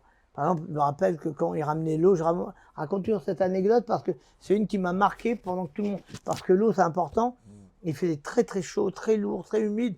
Et quand je voyais qu'ils prenaient tous de l'eau, et attends, je suis tombé malade, hein. Ouais. Mais c'est parti. C'est très bizarre. Parce qu'il y avait des moustiques et je voyais qu'ils leur ramenaient l'eau. Et quand les tailles, les grands qui s'entraînaient, ils appelaient les gamins, ils leur disaient. Ben, il y avait les marmots qui étaient autour, qui attendaient. Ils s'entraînaient aussi. Hein. Et leur disaient nam, nam, nam, nam, nam. Nam, qui veut dire eau. Ok. Et moi, j'entendais nam, nam. Un jour, j'ai fait, tiens, qui t'entraîne à rien, nam, nam. Là, tout le monde s'est arrêté, m'a regardé, il dit, ah, il rentre Ouais, dans tu notre commences, culture. ouais, c'est ça. Non, non, Ouais. il rentre dans notre culture. Mm. Il fait un effort. Bon, attends, c'est un mot. Ouais, ouais. C'est pas non plus, j'ai trouvé le mot qui Pas un m'arrangeait. Hein. problème, ouais, bah oui. C'est ça, j'ai pas trouvé non plus. J'ai pas raconté ma vie. Ouais, viens, on va là-bas. Après, Ouais. c'était juste Nam. Nam, je sais que je vais boire. Il me ramène de l'eau, j'ai bu. Et en rentrant à Paris, à un moment, je me rappellerai tout le temps, c'était début de l'hiver, et je revenais d'un club. Et au moment où j'allais dans ce club, je me mets dans un coin d'immeuble, je peux plus bouger. Et je tremble. T'es malade. J'ai attrapé la saleté, là. Microbe. 2 jours après, c'est fini. Ah ouais. Je l'ai plus. D'accord. C'est parti tout seul. Ah ok, bah super. J'ai eu ça pendant quelques temps. Je crois que. Et moi, je dis 2 jours, mais c'est peut-être 10 jours, 15 jours. Je ne me rappelle pas. Ouais. Mais je sais que j'avais tant de temps des tremblotes, la tremblote. Et après, c'est parti. Et après, plus tard, quelques années après, j'ai appris que la flotte, faut éviter de boire la flotte du robinet et tout. Bah oui, bien sûr. Et moi, je buvais la flotte des tailles. Ah ouais. Il n'y avait pas d'eau, il n'y avait pas des. Ah Des tiens, bouteilles, va m'acheter une bouteille. Ouais. Il va te regarder, c'est la fête. Hein. Ouais, tu veux de l'eau. Ben, écoute, l'eau, elle est là, tu bois comme tout le monde. Heureusement que je me suis démerdé, j'avais des gens qui me soutenaient. Non, c'était génial. Mais c'était très très dur. Pour un mec qui fait 12 000 km, on fait 14 ou 15 heures de vol pour la première fois de ta vie. Ouais, bah ouais. Moi, je suis claustro en plus. Ah ouais. Tu resté là, alors faut que tu penses. Et il n'y avait pas les médicaments et tout pour te détendre. C'était très dur, mais ça apporte. Moi, ça m'a beaucoup apporté. Ce pays m'a apporté énormément. Vraiment. J'ai fait mon premier combat. Je n'ai pas boxé dans un bar. J'ai boxé au Raja Damnon. C'est la police, c'est ça. Ouais, c'est le stadium de la police, le Raja Damnon. Et le Lumpini, c'est le stade de l'armée. Et j'ai fait les deux, moi. Ah ouais. Ah oui, oui, j'ai fait les deux. Ah bien. Alors, quand tu fais les choses, tu les fais ou tu les fais pas. Moi, je ne sais pas faire à moitié. Ou je fais ou je fais pas. Tu vois. En tout cas, je tiens à te dire, la Thaïlande, c'était une ouverture, que ce soit d'esprit, de sagesse, moi qui suis. Ça m'a assagi, ça m'a permis de comprendre d'autres gens. Je voyais 2 mecs se tenir la main avant, on venait d'une cité, et dit oh, regarde, c'est un dalle frelon, lui. Mais non, et après on a compris, c'est dans la culture. C'est après on a compris ce que c'était. Après, moi, tu voyais mes potes, les grands boxeurs, et moi j'ai fréquenté, j'étais dans les camps des plus grands boxeurs. De Samad Payakaroun, de Diesen Noy, de Lang Swan, de Ipi Sigmani, que j'ai boxé un des plus grands boxeurs, qui avait 400 combats, hein, qui était une légende en Thaïlande. Et quand je devais boxer avec lui, il voulait me mettre un autre boxeur, j'ai dit non, je veux boxer. Et puis ils ont tous rigolé. Et regarde ce que j'ai, la misère, j'ai mis un front qui... D'abord, il jouait au départ, parce qu'il ne me connaissait pas, j'étais pas classé. Il dit, ah, un Européen, on va jouer. Je suis en vacances, il est venu en vacances. Il joue, il rigole. Il dit, ah, tu veux jouer, toi? T'es mal tombé. Et là, dans ma tête, c'était plus le champion que je respectais. Ouais, bien sûr. Pour moi, c'était waouh. Ipi Sigmani, 400 combats, une légende vivante, il représente le Muay Thai. Et là, je fais un front kick par mon visage. Là, j'ai gagné. À partir du moment où tu mets un front kick, à l'époque, un front kick, un champion, c'est pas un petit gars, un petit taille. Et beaucoup de gens ont boxé des pommes de terre. Hein. Non, mais c'est vrai. C'est vrai. C'est vrai, beaucoup ont boxé des pommes de terre, des mecs qui n'étaient pas. Ou qui avaient quelques. Moi, j'ai boxé les numéros 1, les champions. Moi, je peux te dire 10 noms. La dernière fois, j'ai dit, je peux te dire 5 noms. Maintenant, je peux te dire 10. et je les ai retrouvés. Ils sont tous champions, ils ont tous coté, que ce soit au Raja, au Lumpini. Et attention, faut pas oublier que mon époque, il n'y avait pas d'Européens. Ouais. Il n'y avait pas d'Européens. Mon époque. Tu vois, il n'y en avait pas. C'est pas possible. On était premiers. Le premier, c'est Philippe Cantabessi. Il y a Guillaume Kerner, Fabrice Alouche, moi. On est quand même les premiers à avoir ouvert la porte à tout le monde. Et des vrais fighters. Pas que cogneurs, des techniciens, des mecs qui savent où ils vont te mettre KO. Moi, j'ai jamais pris de KO de ma carrière, et encore moins devant les tailles. J'ai rencontré des tonnes de tailles. Des tonnes. Et la chance que j'avais, c'est que j'étais indépendant. D'accord. Et en tant qu'indépendant, je fais ce que je veux. Parce que si tu étais dans un club et dans une fédération, tu peux pas. Moi, il m'arrivait de boxer en France. Vendredi, et partir le lendemain en Hollande, boxer pour un championnat du monde. 24 heures après. Mais ça, tout ce que je dis, c'est prouvé. Ouais, bien sûr. C'est pas. Tu peux faire des recherches.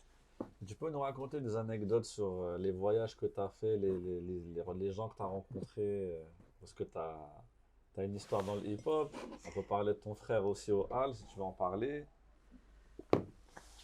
Alors là, tu me donnes plein de. On reste à Paris avec ton frère. Alors, on commence par Mon ton frère. Après, on passe avec les voyages. Bah, mon frère, c'était quelqu'un de. Et je dis au passé comme si qu'il n'est plus là. Ah, à l'époque, ouais. À l'époque, excuse-moi, ouais. Mon frère, c'est mon bras droit, quoi. Tout ce qu'on faisait, les 400 coups, que ce soit dans la cité ou à Paris. Et je me rappelle une fois, il part à Paris sans nous prévenir. Et moi, j'étais en place, hein, dans ma cité. Même jusqu'à aujourd'hui, il y a encore des mecs qui y vivent, que j'ai retrouvés, et qui savent, et qui disent que moi, j'étais vraiment en place. Quand j'allais à Paris, grâce à mon frère, parce que c'est mon frère Dino qui a été le premier à Paris, et toucher la Tour Eiffel. Pas la voir, oui, mais le premier mot qui sort de la bouche de mon frère, il me dit, Jaïd, il revient avec le prospectus. Tu sais ce que c'est? Je dis, waouh, la Tour Eiffel. Je l'ai touché. Oh putain, il a touché la Tour Eiffel. Ah, j'étais dégoûté. Moi qui faisais tout, il a touché la Tour Eiffel. C'est pas il l'a vu. Nous, le seul truc, la première chose qu'on s'est dit, on part demain. Qui veut venir? Et moi, c'est moi qui ai invité tout le monde. Cinéma, je payais les petits. Et une marque que je dirais pas. Un genre de restaurant. Ok?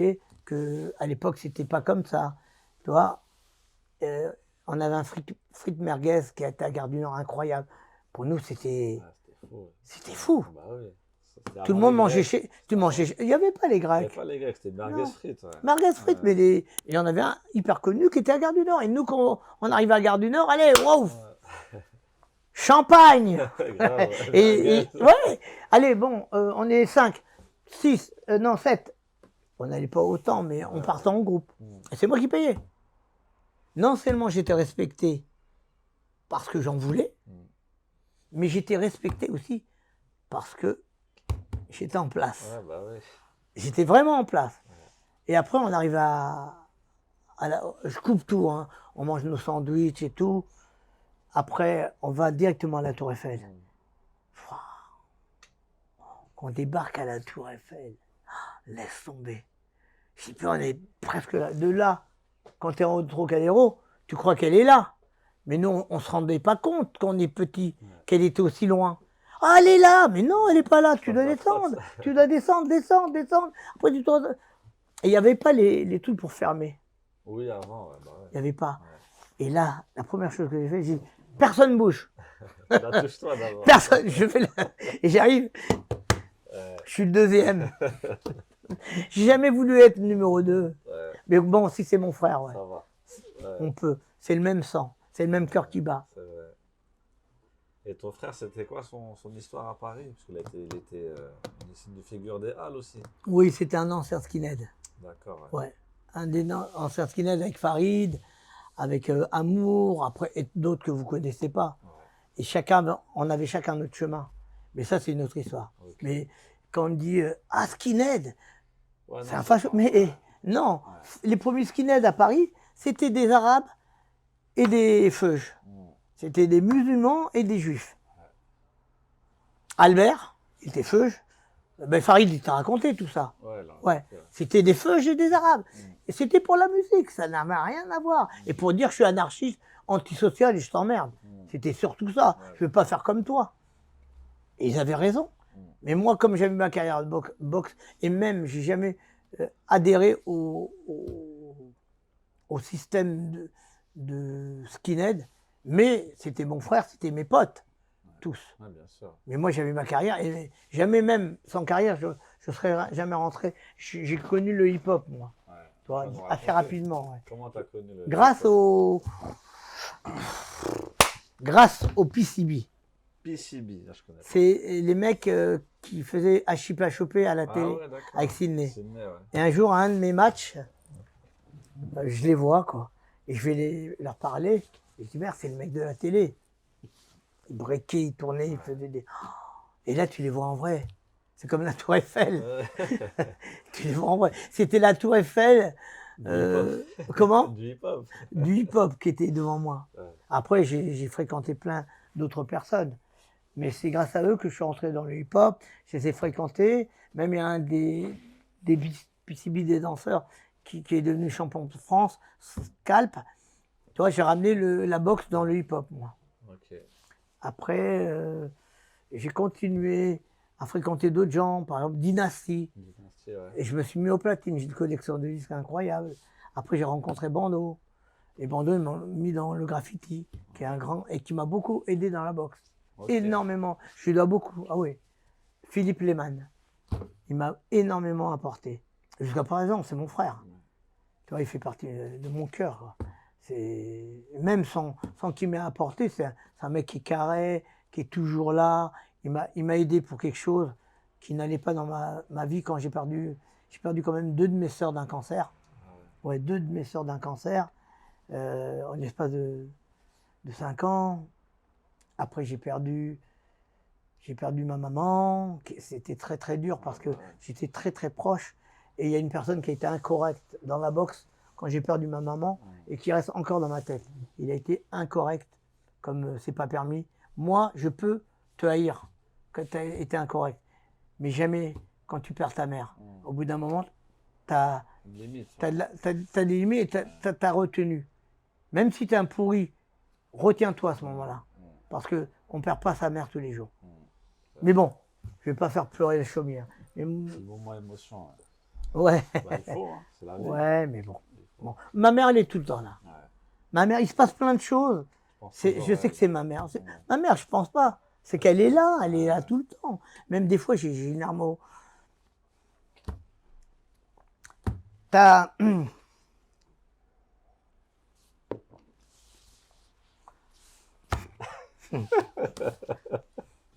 Oui, mais quand tu as eu un bonheur dans ta vie, quelqu'un qui a cru en toi tout le temps, qui t'a pas lâché, toi.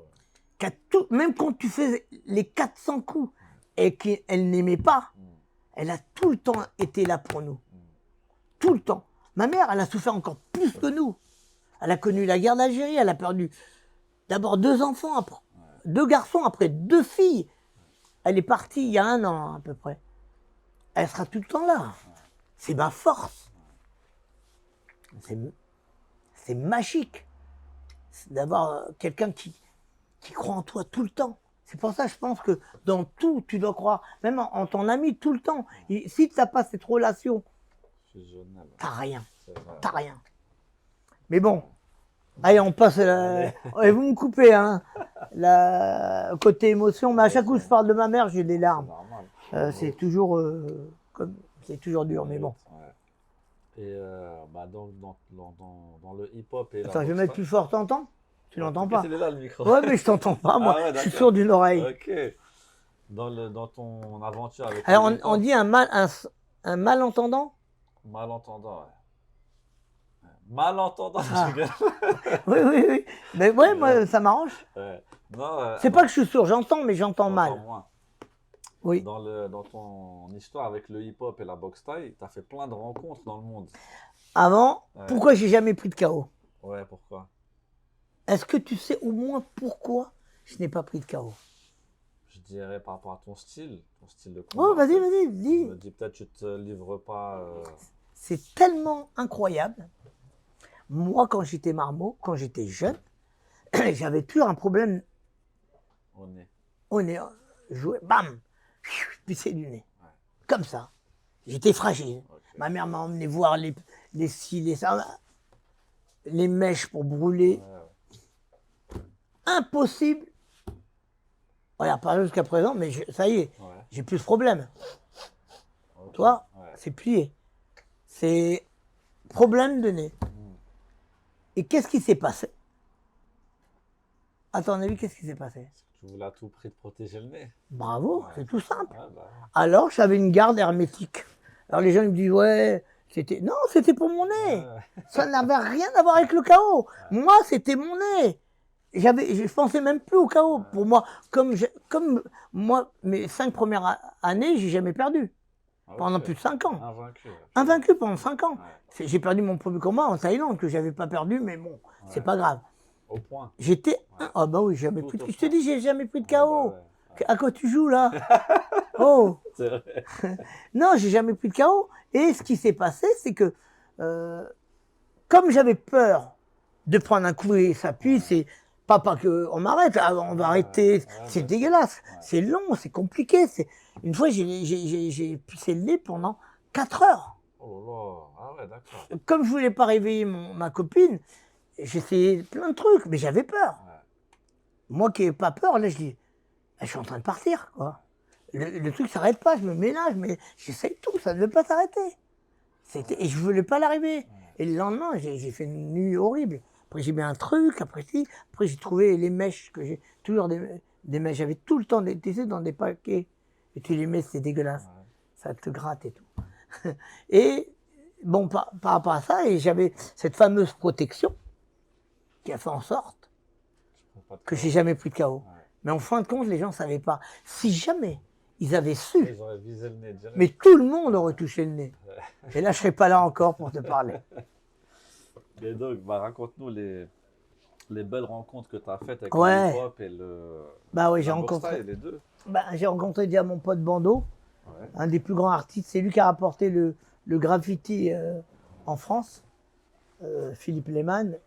Après, il y a d'autres gens comme John Wan, qui est pareil, un grand artiste graffiti. Il y a J1. Dans le graffiti, j'ai rencontré des gens magiques aux États-Unis. J'ai rencontré un mec qui s'appelle T-Kid, très grand graffiti. Un autre mec qui s'appelle Tracy Wildstyle 168, qui a inventé le mot Wildstyle Ouais. et qui est dans un film qui s'appelle Wildstyle. D'accord. Un Mais, film français mais ou ils l'ont américain, sur le graffiti. Ah, ok. Et c'est un film connu pour les gens du hip-hop. Et quand moi on m'a raconté l'anecdote, après c'est devenu mon pote. Moi je suis entré dans le groupe Wildstyle 168. Et quand il a appris, je crois que c'est Fafa Freddy, ça va rien vous dire. Ouais. Je vais vous dire des noms, ça va rien vous dire, c'est des gens du hip-hop de New York. Ouais. Essayez de rechercher après. Voilà, ouais. Fafa Freddy et qui dit à Tracy 168 Westside, il dit écoute, il y a un film qui est en train de se faire là, et ils l'ont appelé Westside. Il dit quoi? Il a été direct. C'était un show, c'est un Néerlandais. D'accord. Moi j'ai passé des moments de ouf avec eux, des trucs incroyables. Il a fait des coups aux flics, comme il est blanc, on croirait un flic. Ah ouais. Ouais, un jour il y a eu un accident ou une bagarre, je sais pas ce qui s'est passé. On sait pas, il dit attends-moi. Je dis qu'est-ce qu'il y a? Attends-moi. Et il descend un mec incroyable. Il avait des délires. Allez, regarde. Puis il sort, il va voir les flics. Bon, qu'est-ce qui se passe? Oui, monsieur. Oh, inspecteur du district. Bon, moi, j'ai pas le temps. Qu'est-ce qui se passe? Il est rentré dans le bois. Allez, bon. C'était incroyable, ce mec. Il m'a fait des coups à moi et à Bando quand on allait peindre dans le Bronx, dans les années 80. Moi, je suis avec les plus grands du Bronx. Ouais. Tu veux des anecdotes du hip-hop? Ouais. Je vais t'en donner. Ouais. Et on va pour peindre avec Bando. Moi, je le remets chez lui. Et quand on part dans le Bronx, South Bronx, comment on dit ça? Bronx du Sud. Ouais, South. South Bronx, South, c'est South. South Bronx. Ok. Le Et Bronx là, du Sud. et ça s'appelle le quartier Bronx River, Ouais. la rivière du Bronx. Et là, c'est un quartier très chaud à l'époque des années 80. Ah, c'est T'avais des pauvre, gangs, pauvre, ouais. si t'es pas de là, t'as rien à voir là. Mm. Et en attendant, Tikid, il va là-bas. Bon, je vous raconte tout. Et on arrive avec la voiture, avec Bando. Et il pose sa voiture. Tikid vient nous rejoindre, un gros graffeur. Et on attend Tracy. Et il y avait un autre mec, mais j'ai oublié ça. Et on attend, il n'y avait pas de téléphone à l'époque. Et il arrive, Tracy arrive, il fait bon, on va passer une soirée de malade. Ah, super. Philippe, mon pote Bando, la seule chose qu'il a, c'est qu'il ouvre le coffre et il me dit il va avoir des bombes incroyables. Parce que Philippe, Bando n'a pas ramené les bombes. Parce qu'il pensait que lui, il a ramené les bombes. Et bon, je fais court, hein. Il ouvre le coffre et là, que des bières. Je vois mon pote Philippe dégoûté, il fait, et dans sa bouche, après je fais, bon, on va pas perdre de temps. Il me dit, bon, va avec Tikid à la maison et prends une cinquantaine de bombes. Tu sais ce que c'est 50 bombes? C'est super lourd. J'ai dit, non, tu veux pas qu'on fasse un... Non, non, non, non. Et on y va et on ramène les bombes. Et au moment où on va, Tikid reste dans la voiture, je sais pas ce qu'il cherche, et nous, on va pour peindre. Tracy est derrière, pareil, je sais pas ce qu'il fait. Et il dit, allez tout droit, vous m'attendez là-bas. On arrive devant le mur, on attend, il attend des mecs de gants calibrés qui arrivent. Et là, il dit, qu'est-ce que vous faites là? Heureusement que t'as un porte-clés. J'ai oublié le nom du mec, mais c'est un graffeur moins connu que Tikid et Tracy. Et on attend, et il dit, on est avec Tikid. Tikid qui veut dire Terror Kid. D'accord. C'était pas un rigolo. Non seulement c'est un gros graffeur, avec qui je suis encore en contact, Terror Kid. Et là, Tikid, on voit que le mec, il lui explique que Tikid est là, et lui, il y a aussi Tracy, et là, la tension se descend. Et là, ça se descend. Et là, Tikid arrive. Tikid était toujours calibré. Je sais pas s'il doit le dire. Hein. Bon, c'est aux États-Unis, c'est pas ouais. ici. Ouais, mais bon. En tout cas, c'est un mec qui ne sait pas faire. On va passer les petits détails. Et quand on est arrivé, tout le monde a baissé la tête. Ah, ok, ok. Et après, on a commencé. Moi, je n'étais pas le grand graffeur. Nous, on remplissait. D'accord. Okay. Ils faisaient les lettres, Bando, Tikid, faisaient des trucs. C'est con, j'avais pas d'appareil. Mon premier graphe dans le Bronx. Qui a fait ça? Personne. Je l'ai fait. Et là, c'était incroyable. Mais peut-être qu'ils ont... Je vais demander à Tikid. Vous voulez que j'essaye de l'appeler? Si tu veux, vas-y. Je vais essayer de voir. Peut-être qu'il va décrocher.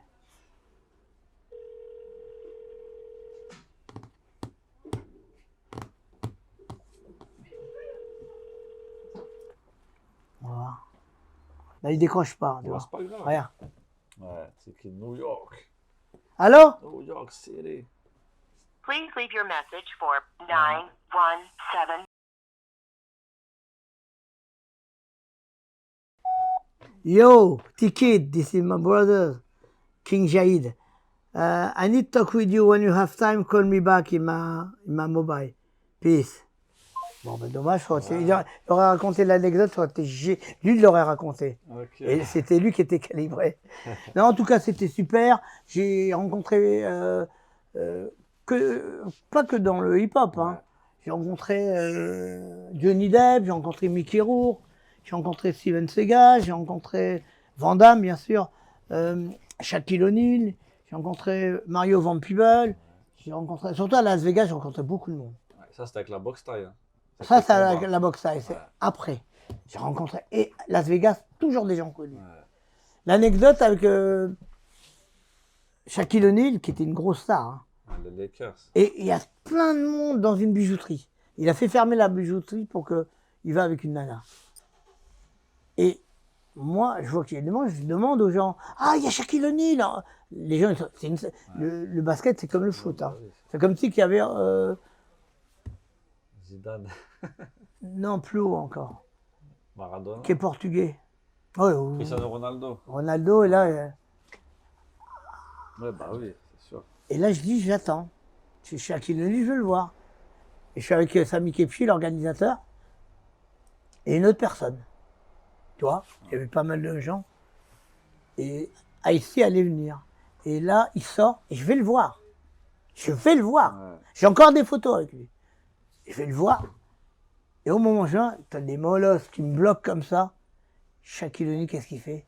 Il enlève la main, et j'étais un petit bonhomme. Ouais. pas comme maintenant, plus beau. Et il enlève la main des mecs, il faut. Moi j'avais un accent à dormir debout. Et je dis, hi, you like rap? Il adorait le rap. Il dit, yes, avec ça qu'on voit. Je dis, tomorrow, I see coming, avec un accent dégueulasse. Ouais. Il dit, I see, il adore le rap. Tomorrow have boxing, world champion boxing. You come? Ah ouais, Et direct. je lui dis, Culot. si vous retrouvez, s'il vous plaît, les vidéos de Canal Plus à cette époque, tu vois tous les gens qui parlent. T'as Alcoholic qui sont venus avec Ice-T, t'as Ice-T et tout son groupe, t'as Shaquille O'Neal, Van Damme, et tous, Canal Plus est présente. Même Ice-T monte sur la chaise et fait un truc comme ça. Et ça, tu retrouves ces bandes, si vous pouvez avoir les bandes. Et ça, c'est génial, ça. Non, j'ai rencontré énormément de monde et je dis toujours que les ricains, les stars américaines sont moins arrogants Ouais. que les Que Français. les Français. Mais moins, quand je te dis moins, c'est incroyable. Ils sont d'une simplicité, ils sont à l'écoute, même si c'est du bluff. Ouais, Parce bien que sûr, n'oublie ouais. pas que les Américains, c'est l'argent d'abord. Ouais, l'argent. Nous, même si on est cons, on a quand même du C'est cœur. vrai. C'est vrai. Eux, c'est l'argent. C'est l'argent. Ouais, capitaliste. Mais bon, j'ai rencontré quand même des gens décalés. Hein. Des bons gars. Ouais, ouais. Quand j'ai bossé avec Johnny Depp sur le projet, il m'a offert un titre que j'ai jusqu'à aujourd'hui, dont je suis fier, quoi. J'ai un contrat où c'est écrit le titre du morceau qu'on a fait ensemble, et c'est écrit JD Blues, JD. C'est du JD, on l'appelle. JD, Ouais. comme Jean-Jacques. JP, tu vois. Et là, sur le contrat, c'est écrit JD Blues, composé par Johnny Depp et Jaïd Sedak. D'accord. Ah ouais. Nos deux noms Ensemble. sont sur le même contrat. Ouais. Qui peut dire la même chose? C'est vrai. C'est qui le boss? Moi, je suis fier de ma carrière parce que je l'ai fait avec le cœur, j'ai jamais triché. J'avais un public qui était magnifique. J'ai toujours tout donné, j'ai jamais triché. J'ai toujours pris du temps pour chaque personne qui venait me voir, pour chaque autographe, pour chaque photo. Ouais. J'ai toujours donné du temps parce que j'ai toujours pensé et j'ai toujours su que ceux qui ont fait qui je suis, c'était mon public, comme ceux qui nous regardent. On se connaît peut-être pas, mais c'est grâce à vous que j'existe. Exactement. Sans eux, Ouais. il n'y a rien. Et moi, j'ai toujours essayé de faire les choses avec le cœur. Après, le reste, c'est pas très, très important. Ouais. Moi, j'ai toujours fait les choses comme je les ai entendues parce que on avait toujours les fédérations, c'est toujours pareil, Ouais. qui étaient bloquées pour ci, pour ça. Moi, la chance que j'ai eue par rapport à d'autres boxeurs Ouais. qui n'ont pas eu cette chance-là, parce que ils avaient un entraîneur et ils restaient toujours avec le même entraîneur. Et moi, j'étais indépendant. Ouais. Tu vois, quand Roger Paché ça. a arrêté la boxe, moi, j'étais indépendant. C'est-à-dire qu'il y avait personne qui me tenait. Tu vois, si demain je voulais aller à Tokyo, Tu boxes où tu veux, quoi. Ouais. je faisais 14 combats par an. Ah, c'est énorme. Mais personne me disait, tu vois, personne me dit, ah non, faut fuir. Et à Tokyo, j'ai rencontré les Yakuza. Pour mon premier voyage, mais chaque voyage dans un pays, j'ai rencontré des gens inattendus. Raconte-nous les Yakuza. Bah, les Yakuza, c'est qu'au départ, on ne savait pas. Moi et mon pote Morad qui m'accompagnait, on voyageait avec les Thaïs. On partait de Bangkok. Mais moi, j'étais déjà à Bangkok depuis un moment pour les interviews. Et j'ai déjà raconté parce que j'ai refusé un combat, parce que j'ai dit si je ne rencontre pas Hippie, je ne boxe pas contre Rambo à Amsterdam. D'accord. Et ils ont fait l'affiche et on m'a dit ah non, l'affiche est faite. J'ai dit non, mais moi je veux boxer Hippie. L'affiche a été faite, j'ai pas boxé et je te l'enverrai l'affiche. Regarde sur Instagram et tu vois il y a tout le monde, Ramon, les plus grands boxeurs hollandais et moi le seul français. Et moi j'ai refusé, j'ai dit non. Et alors ils m'ont dit ok, on va trouver un arrangement. Ils m'ont fait boxer Hippie plus tard, mais les gens rigolaient, ils y croyaient même pas. Eux ils comptaient au premier round, deuxième round, à quel moment j'allais prendre un KO. Il n'y a pas de KO, ça marche pas. Et j'ai fait ce que j'avais à faire. Et quoi qu'il arrive, dans ma tête, j'étais déterminé sur tout ce que j'ai voulu faire, quoi. Quand je débarque plus tard, le combat que j'avais refusé à Amsterdam, l'affiche est faite. Je boxe d'abord plus tard Hippie, que je fais un show magnifique, tu pourras mettre des images. Un truc, je lui mets un front kick au visage, je fais un kick sauté. Je fais je pense que c'est un de mes plus beaux combats parce que en sachant que je boxais quelqu'un d'inattendu et d'une une légende vivante. Le mec, il faisait n'importe quoi. Quand je dis n'importe quoi, il pouvait te placer un high kick, il pouvait te mettre un coup de coude. C'était la magie. Même moi, quand je boxais, je dis merde. Quand je revenais dans mon coin, je dis merde, c'est quand même hippie sigmanique que je suis en train de boxer. Faut te rendre compte que tu rentres dans la légende du Muay Thai. Moi, ma porte, elle s'est ouverte dans le Muay Thai, je parle en Thaïlande, le jour où j'ai boxé hippie. Je boxais plein de Thaï. Hein. Le jour où j'ai boxé hippie, les portes, j'étais dans le livre d'or. Parce que ça y est, quand je marchais dans la rue, on me reconnaissait. On m'appelait par mon nom. Quand j'arrivais au Lumpini, j'étais chez moi. Au Lumpini, en Thaïlande, qu'on te connaisse ou pas, à part que quand tu es très, très, très, très connu, sinon tu payes l'entrée. Moi, je payais pas l'entrée au Lumpini. J'étais rentré, pas dans la légende, mais dans le livre d'or du Muay Thai. C'est-à-dire que j'avais fait mes preuves.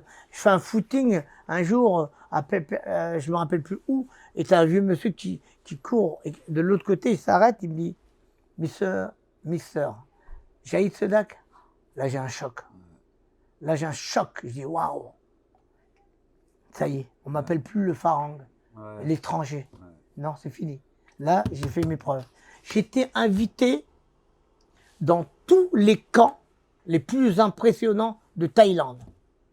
Tu peux me donner 10 grands clubs, camps de Thaïlande où il y a Samat, Diesen Noi, Chamopet, Wanchan Noi, Nampon, Chéri. J'ai fait tous les camps. J'ai des photos avec tous les boxeurs. J'étais dans la légende. T'es validé. J'étais validé. Ouais, le mot il est parfait. Validé. Quand un champion me croisait, un qui est mort il n'y a pas très longtemps, j'ai oublié son nom, un grand champion, il me croisait, c'est lui qui est venu me voir pour me serrer la main. J'avais arrêté la boxe depuis un moment. Jaïd, il me serrait la main. Une fois au Lumpini, j'étais avec je ne donnerai pas le nom, avec quelqu'un de très connu, un Français, et il y a un mec qui me voit de loin, un gros organisateur, jeune, parce qu'il ne m'a pas connu à cette époque. Il me voit, il est comme ça. Et je dis, mais je connais, aujourd'hui, c'est un gros organisateur. Il vient me voir, il me serre la main, Mister Jaïd. J'ai fait ce que j'avais à faire, tu vois. J'ai prouvé qui j'étais et pour qui je l'ai fait. C'est tout. Aujourd'hui, j'ai rien à prouver à personne. Ma carrière, elle est intacte. J'ai une des plus belles carrières du Muay Thai. Moi, mes grands potes, c'est Ernest Hous, Kaman, c'était... Il y en a beaucoup qui sont plus là, Ramon Decker. Tu vois, après, tu as Guillaume et plein d'autres. Tu vois. Mais en tout cas, j'ai fait ce qu'il y avait à faire. Et sur ce, messieurs, dames, je vais vous laisser. Peut-être pour un prochain épisode. Avec plaisir. Pourquoi pas. Et on parlera de différentes choses. J'ai oublié, monsieur, votre nom. Hamou. Sofiane. On sera là, peut-être à la rentrée, si vous le voulez bien. Alors, je veux pas des likes, je m'en fous. Des commentaires, même méchants, je m'en fous. C'est pas très important parce qu'il y a toujours, derrière un méchant, il y a toujours quelqu'un qui est encore plus méchant que lui et qui dit, vas-y, dis que c'est. C'est pas grave, j'accepte. Ça veut dire qu'on parle de moi en bien ou en mal, tant qu'on parle de moi, c'est que j'existe. Et le plus important, c'est que j'ai toujours existé pour ma maman et ma famille. C'est vrai. Quelque chose, allez. Abonnez-vous, likez, commentez. C'était Jaïd Sedak avec nous, avec les anciens. Little Big Man, Little Big Man, King Jaïd. Non, en tout cas, moi, franchement, c'est un bonheur parce que j'espère qu'avec toutes ces anecdotes, tout mon vécu, ça pourra apporter aux jeunes. Parce que j'ai toujours donné la main aux jeunes qui sont autour de moi. Ben, sur ce, je vous souhaite une très bonne journée ou fin de journée. Vous êtes là encore pour combien de temps? 1 mois à peu près. Ah, ok. Et on se revoit dans 6 mois, non? Avec plaisir. Ok. Avec plaisir.